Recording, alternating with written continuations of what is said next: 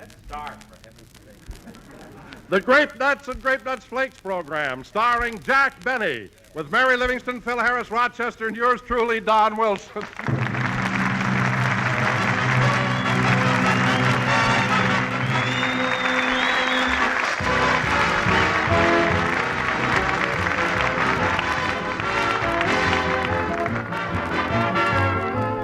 You know, when you stay at a hotel and leave word to be called in the morning, and the operator says, 7:30, time to get up. Well, 10 to 1, you just yawn and feel sort of grumpy. But if that operator said, 7:30, time for a delicious Grape Nuts breakfast, well, I bet you'd jump out of bed with a grin. Yes, sir, crisp, crunchy Grape Nuts or toasty brown Grape Nuts flakes make a mighty cheerful start for any morning. For both Grape Nuts and Grape Nuts Flakes have a malty, rich, sweet as a nut flavor that sure hits the old spot. And both bring you important whole grain nourishment. Iron, niacin, vitamin B1, plus protein. The kind of nourishment nutrition experts say you need as a part of your adequate breakfast every day. So eat a good breakfast, do a better job. And for good cheer and good nourishment, feature malty rich Grape Nuts or Grape Nuts Flakes, two swell breakfast treats.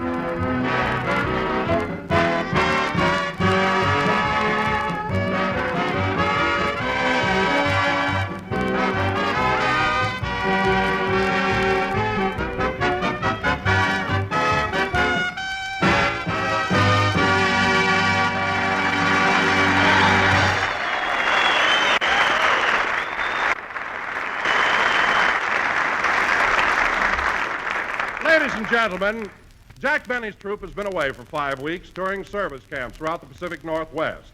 Jack arrived home late last night and went straight to bed. It's now morning, and Rochester is entering his bedroom to awaken him.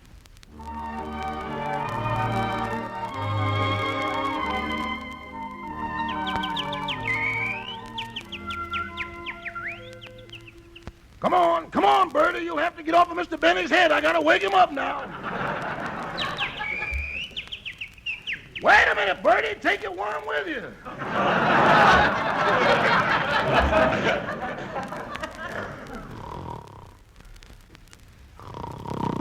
It's 9 o'clock, boss. Boss, it's 9 o'clock. I better not stand in front of him. He'll open his eyes, look at me, think it's dark, and go back to sleep again.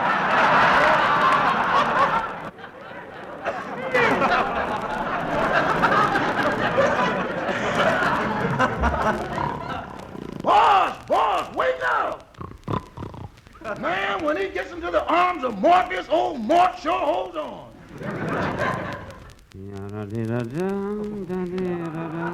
Uh-oh, he's dreaming he's playing the violin again. How can a man torture himself like that? No use, I gotta get him up. Guess I'll have to resort to the old standby. Huh? Where, what? Who's? Huh? It's just me, boss. I had to do that to wake you up. Oh. You know, Rochester, when I get in the arms of Morpheus, old Morph sure holds on. Say, I'm pretty sharp this morning, eh? Hey, Roch? Yeah, you not only talk in your sleep, you hearing it. What? Nothing. Say it's after 9 o'clock and your gang will be here pretty soon for rehearsal. Yeah, stand back, Rochester. I want to do my exercises. 1, 2, 3, 4. Bend down and touch the floor. 1, 2, 3, 4. Up again and down some more. 1, 2, 3. Rochester, pick up my toupee. 1, 2, 3, 4. Did you pick up my toupee? 1, 2, 3, 4. Caught it before it hit the floor.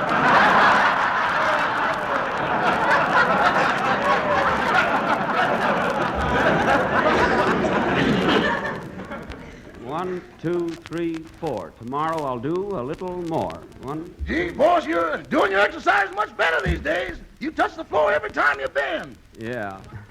Now help me up off my knees. Thanks. Now, Rochester, I'll take my shower and you go down and make breakfast, will you?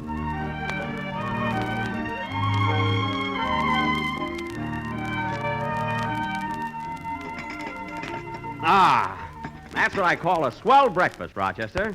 I know, Mr. Benny, and I admire your loyalty to your sponsor, but don't you think that sometimes you go a little too far? What do you mean? Well, after all, boss, soft-boiled grape nuts. Rochester, they're good any way you fix them. They're toasty brown, they're malty rich, they're sweet as a nut, they're a whole grain cereal, and they're a basic 7 food. And they're also... Boss, stop reading off the box and talk to me. Rochester, I'm merely trying to show you that you need a whole grain cereal every day, and you should eat them. Oh, boss, I do. I do. I'm glad. Glad because, Now answer the door, Rochester. You straighten up the kitchen. If you wish, I'll answer the door and you can... Never mind. We'll do it my way, today. Oh, what a beautiful morning. Oh, what a beautiful day. Hiya, Jackson. Well, Phil, hey, rehearsal isn't for an hour yet. What are you doing here so early? Well, I just couldn't wait. I had to tell you. Tell me what? Well, you remember when we were in Victoria, Canada, and all the newspapers printed stories that me and Alice had another baby? Yeah, what about it? Well, it's true. It's true.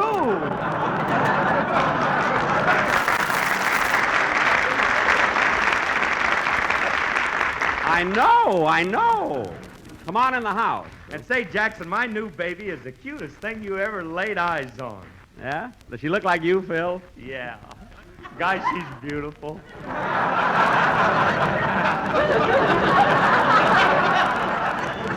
Well, I can understand that, Phil. After all, you're such an Adonis. Ain't I, though?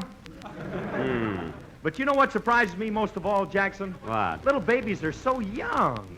Yeah, especially the young ones. And my kid is so tiny. Of course, all babies are tiny when they're first born. How about Don Wilson? Look, Phil, Wilson wasn't born. He was assembled at Lockheed.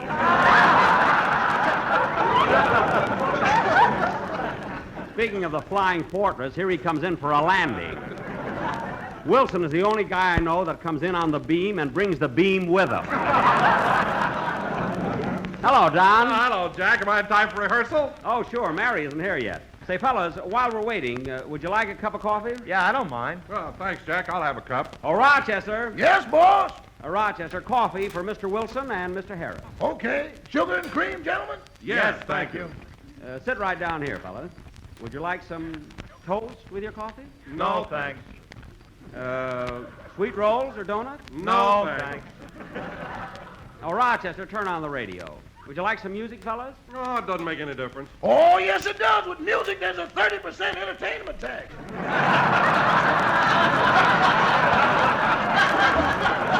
Rochester, that's not my fault. It's a government regulation. Now turn on the radio and let's have some music. And as our Melody Express rambles southward and approaches New Orleans, our quartet, High, Low, Jack, and Shapiro, will entertain you with...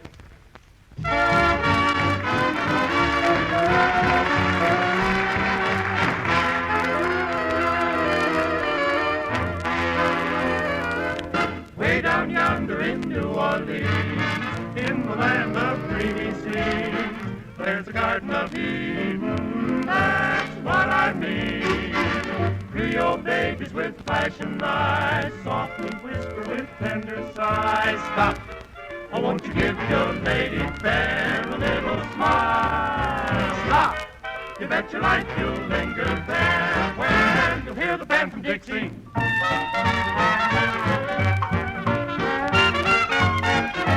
Way down yonder, oh, look at her way, way, way down yonder, way down yonder in New Orleans.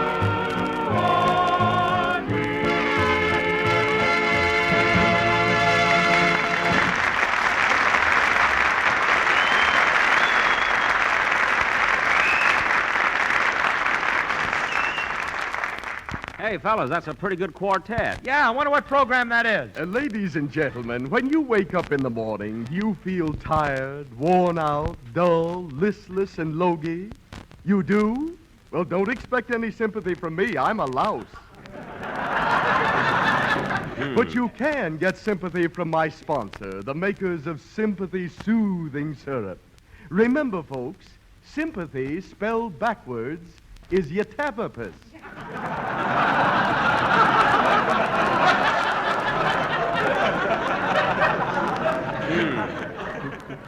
So, folks, if you can't remember sympathy, just think of Yatapamus.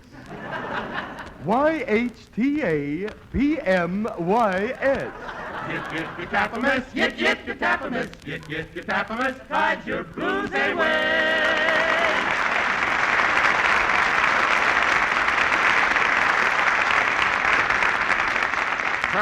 Turn off the radio, Rochester. You tap a miss. I'll have to try some of that. Oh, hello, Mary. Hello, fellas. Hiya, Mary. How are you? Mary, how'd you get in the house? The door was open. Am I late for rehearsal? No, we've got plenty of time. I overslept. Rochester, get Miss Livingston a cup of coffee. Yes, sir. No cream, no sugar, no radio. Okay. Say, Mary, how do you feel after our long trip? Oh, fine, Don. And say, fellas, I must tell you something. I had the wildest dream last night.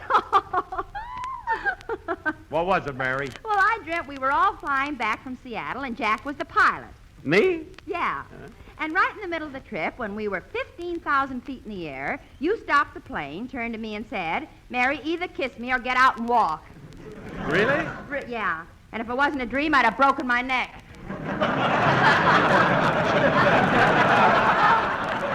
What a silly dream. Me, a pilot, trying to force you to kiss me. And that's not all. When I stepped out of the plane, I kept falling. And just as I was about to hit the ground, another plane came along, and I dropped right into it. Gee. And guess who the pilot was? Who? You again. Me? So I jumped out and fell right into a wagon load of fish. Hey. Oh, that's terrible. Yeah. You look so funny lying there with your mouth wide open.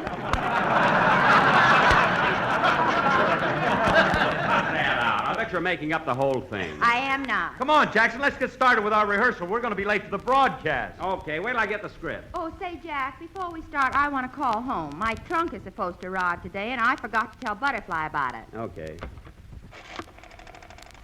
Operator. Oh, operator, get me Crestview 67071. Oh, no, you don't. What? You heard me. Now, look here, operator, will you please... Oh, I forgot, Mary. Give me the phone. Hello, operator. Yes? This is JB. OK, one local.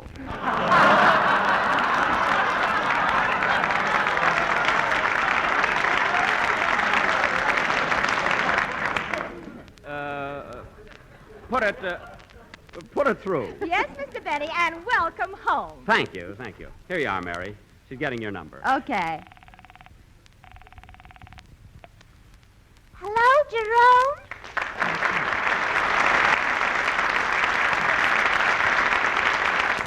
Butterfly, this is Miss Livingston.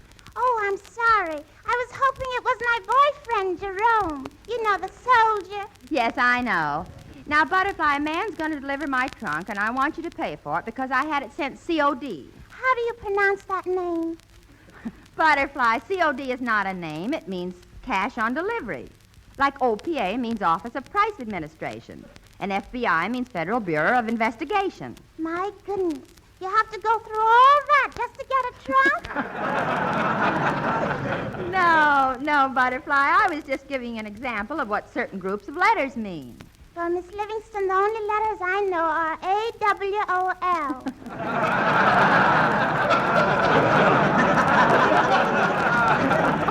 Well, that's exactly what I'm talking about. You know what AWOL means. Yes, ma'am. Well, what does it mean? Jerome is in town.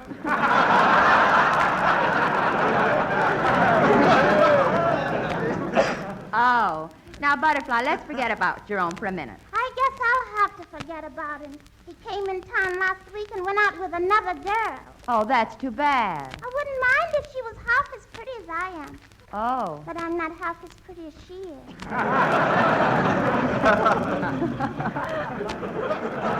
Well, don't worry, Butterfly. Jerome will come back to you. Do you really think so? Well, certainly.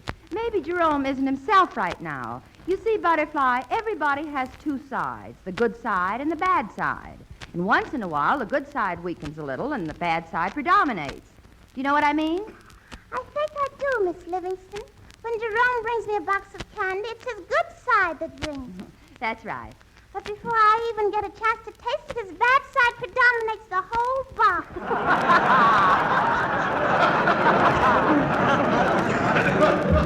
Well, you see, Butterfly, Jerome has two sides. Yes, half wolf and half pig. Well, something like that. Now, goodbye, Butterfly. Don't forget to pay for the trunk. I won't. Goodbye, Miss Livingston.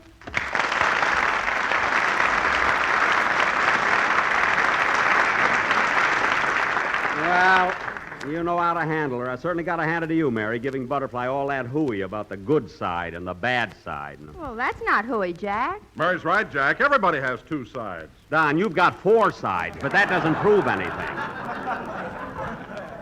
Two sides. Well, now, this is just what I mean, Jack. You know, everybody has a split personality. It's called schizophrenia. Schizophrenia? Yes, it's... Is this like you tap a miss or something?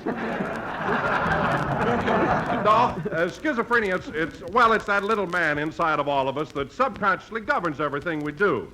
So you see, Jack, everybody is really two persons. Oh, I don't believe that stuff. He's right, Jackson. Even you have a dull personality. That's dual.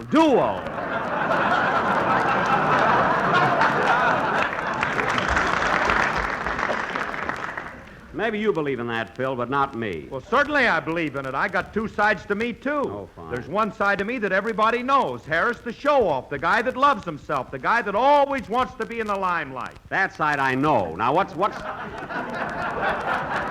I mean, what's the other side? Harris, the genius.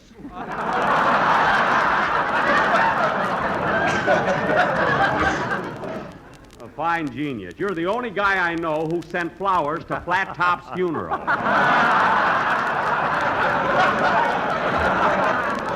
Besides one girl in the Times.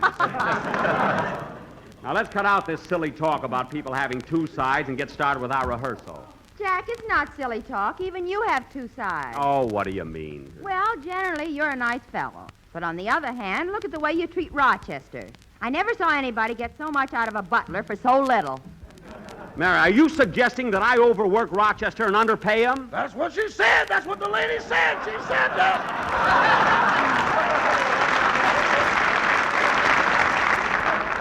Rochester, this doesn't concern you. Now, come on, kid. Let's cut out all this gab about two sides and get started with the rehearsal. First thing you know, we'll be late for the... Come in. Yes?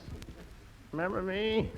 I'm Herman Peabody, the insurance salesman. Oh, hello, Herman.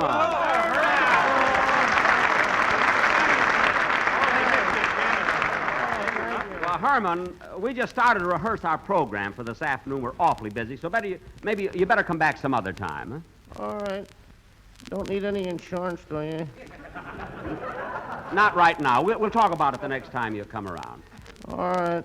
Now, fellas, at the start of the program, right after Don introduces me... You know, you have a lot of funny experiences in the insurance business.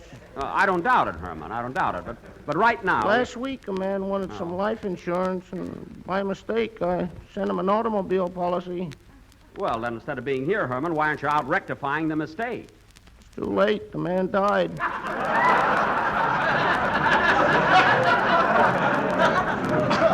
Well, that's a fine how do you do. How do you do?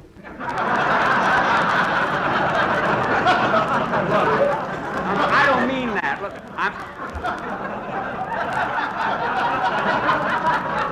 Herman, I'm thinking of the man's wife. Now, her husband wanted some life insurance, and you gave him a policy for an automobile. The company wouldn't pay off on a thing like that. Oh, they wouldn't at first, but I fixed it. What do you mean? I told the company he died of a rusty transmission. You mean to say the company paid off? More than that. They offered to send his wife a new body, but she wouldn't take it. Oh, well, look, Herman, I told you I'm busy right now. Look, we got to rehearse, so come back some other time, will you? All right. Oh, wait a minute. Come here, Herman. I want to ask you something. Yeah? You're a mild-mannered man, aren't you? Yeah? I mean, every day you do exactly the same things, don't you? Uh-huh. I mean, you never lose your temper, do you, Herman? Oh, no. There you are, Mary, and you too, Don. Your whole theory of dual personalities exploded. You can go now, Herman. Would you like to hear about my other side? What? There's another side of me that's a mean, conniving, bloodthirsty monster.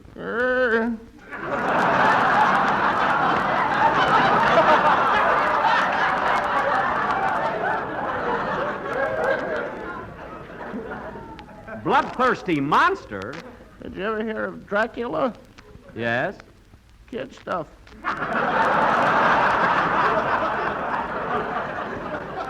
Now, look, Herman, you can go now. We have work to do. Okay, I'm going outside and frighten people. Boo!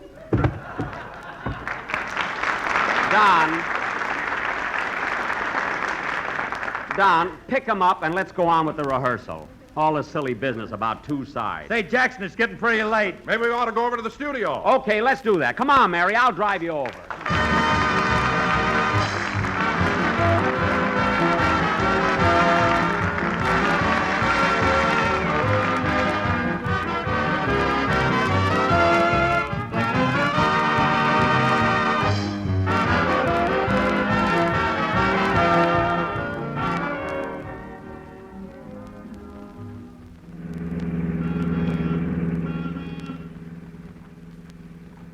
All this silly talk about split personalities and two sides.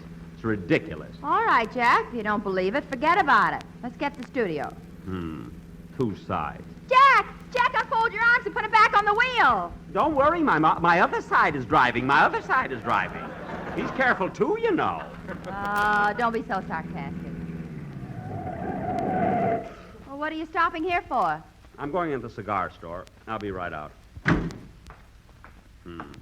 Split personality. Little man inside of you. What bunk. Well, sir, what can I do for you? I'd like a cigar, please. Yes, sir. What kind? Oh, I don't know. I see you haven't got the kind I smoke.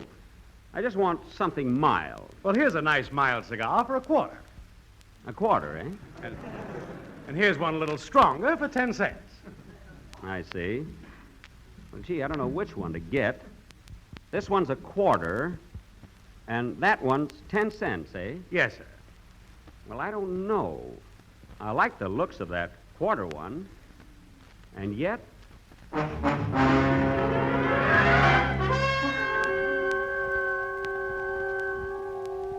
You know which cigar you're going to take, Jack Benny. What? You're going to take the 10-cent one. You always take the 10-cent one. Yes, but the quarter cigar is milder, and it's much better for my throat. A lot you care about your throat. Come on, take the 10-cent one and let's get going. No, I won't take it. I want the quarter one, do you hear? I want that quarter cigar. I know you want the quarter cigar. But remember, Jack Benny, if you buy the one for a dime, you save 15 cents. 15 cents, 15 cents, 15 cents, and that ain't hay. 15 cents, and that ain't hay. 15 cents. Stop it! I don't care about the money. I don't care what I say. I want the mild one. Hey, mister, give me that quarter cigar. Yes, sir.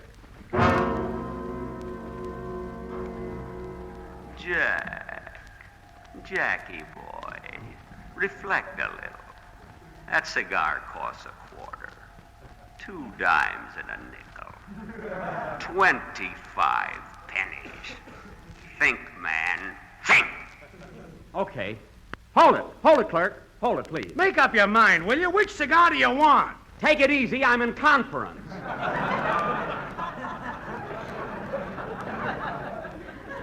Oh, I don't know what to do.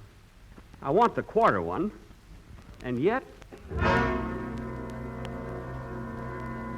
You know what you're going to do, Jack Benny. You never smoked a quarter cigar in your life, did you? Did you? Yes, I did. Not a new one.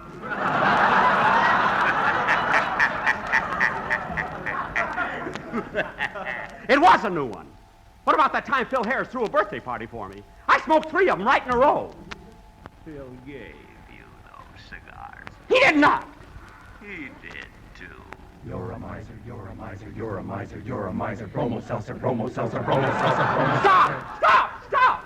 You tap a miss, you tap a miss, you tap a miss, drives your blues away. Get away from me! Get away from me! If you don't, I'll go crazy. Will you please decide which cigar you want? There's another customer waiting. Yes, I'd like to buy a pipe, please. Well, I only have 2 kinds. Here's one that sells for $8, and this one's $15. I'll take the $15 pipe. Here you are. Thank you very much. And now what about you, Sporty?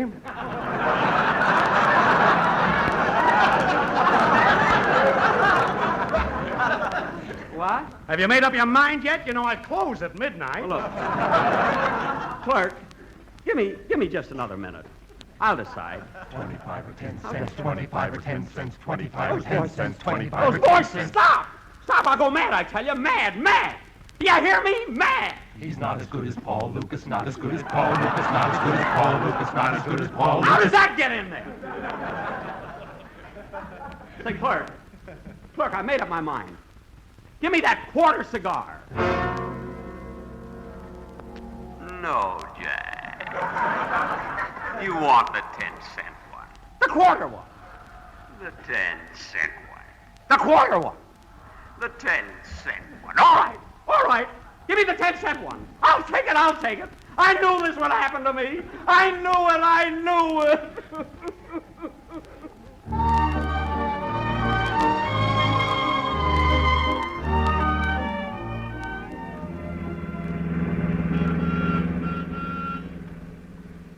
Hey, you know, Mary, What? I was just thinking. You know, there might be something to that split personality thing after all. Maybe there is such a thing as a person having 2 sides. Oh, you believe it now, eh? What happened in the cigar store? Oh, nothing.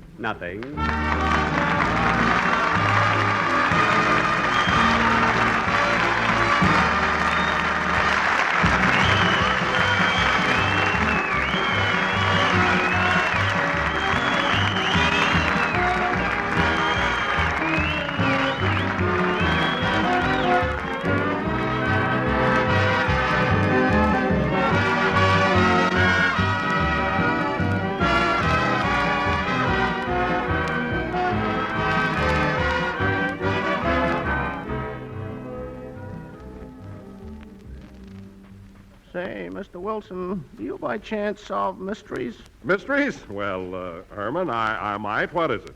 Well, it's my wife.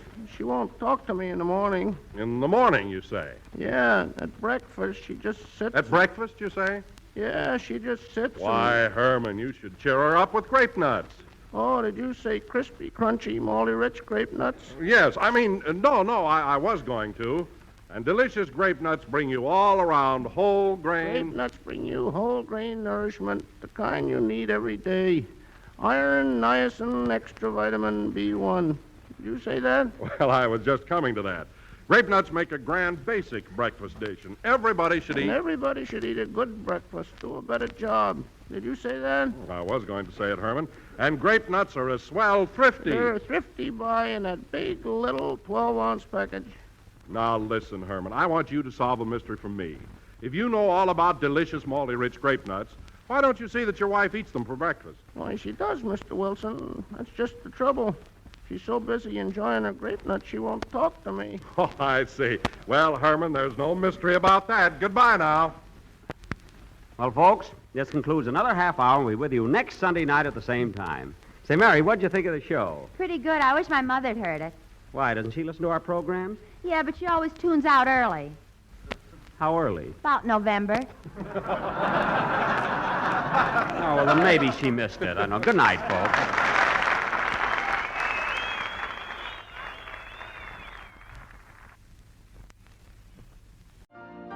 You've been listening to the OTR Gold Network. Find more classic radio at otrgold.com.